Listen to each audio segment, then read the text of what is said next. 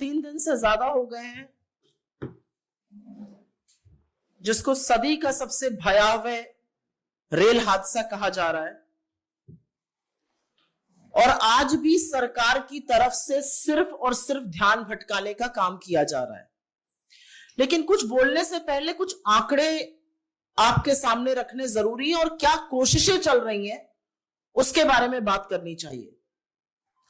भारतीय रेल रोजाना करीब 2 करोड़ 20 लाख लोगों को अपने गंतव्य तक पहुंचाती है। मतलब ऑस्ट्रेलिया की पूरी आबादी इस देश की रेल पटरियों पर रोज होती है।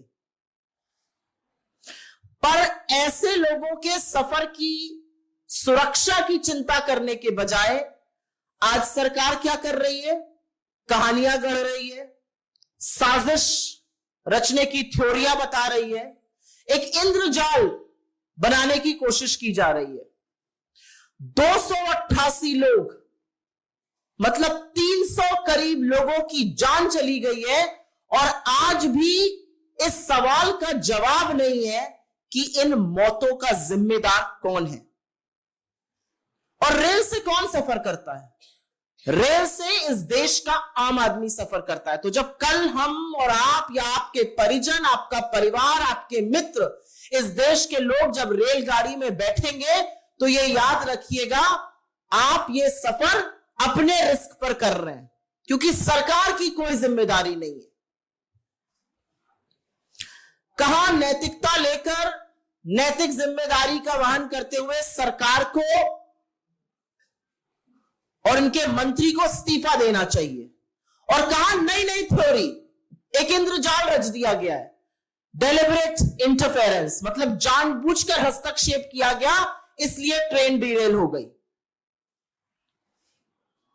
और अब सीबीआई को जांच सौंपी जाएगी।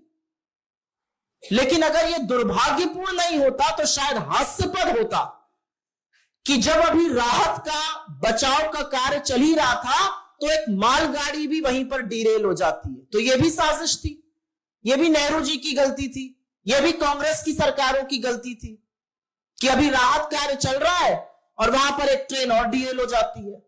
जवाबदेही का जा नहीं है इस सरकार में।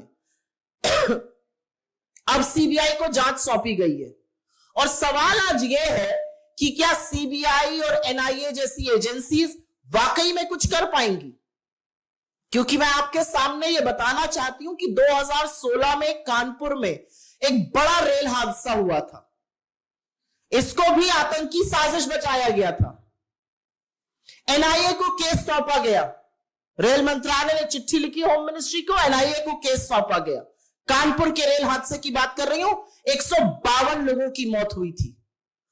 2017 में कुनेरू आंध्र प्रदेश में रेल डिरेलमेंट हुआ, बड़ा हादसा हुआ, 40 लोगों की मौत हुई। तुरंत बजाय जिम्मेदारी तय करने के, जवाबदेही तय करने के, जांच एनआईए को, नेशनल इन्वेस्टिगेटिव एजेंसी को सौंप दी गई। 7 साल हो गए हादसे के, और आज एनआईए एक तय हो कि यह साजिश थी और सरकार की और सिस्टम की विफलता के कारण ये एक्सीडेंट नहीं हुए थे। 7 साल बाद भी चार्जशीट दायर नहीं हुई है। मतलब करीब करीब 200 लोगों की मौत रेलवे ट्रैक पर डिरेलमेंट से हो गई। उसका जिम्मेदार कौन है ये नहीं पता है। अपने ऊपर से ध्यान हट जाए, अपने ऊपर से ध्यान निकल जाए, कोई जवाबदेही ना हो, इसके लिए एनआईए को जांच सौंप दो। आज सीबीआई के साथ यह किया गया है। असलियत यह है कि सिस्टम की विफलता, सिग्नल सिस्टम की विफलता, इंटरलॉकिंग क्या दिक्कतें, जो ट्रैक का रखरखाव नहीं हो रहा है, उसकी दिक्कतों के चलते ये हो रहा है। लेकिन सीबीआई और एनआईए जैसी उत्कृष्ट एजेंसीज, जो एक्चुअली इंटरपोल की नोडल एजेंसीज यहां पर हैं, जिनका काम है बड़े बड़े अपराधों की तफ्तीश करना, उनको इसमें शामिल करके अपने ऊपर से ध्यान भटकाया जाता है।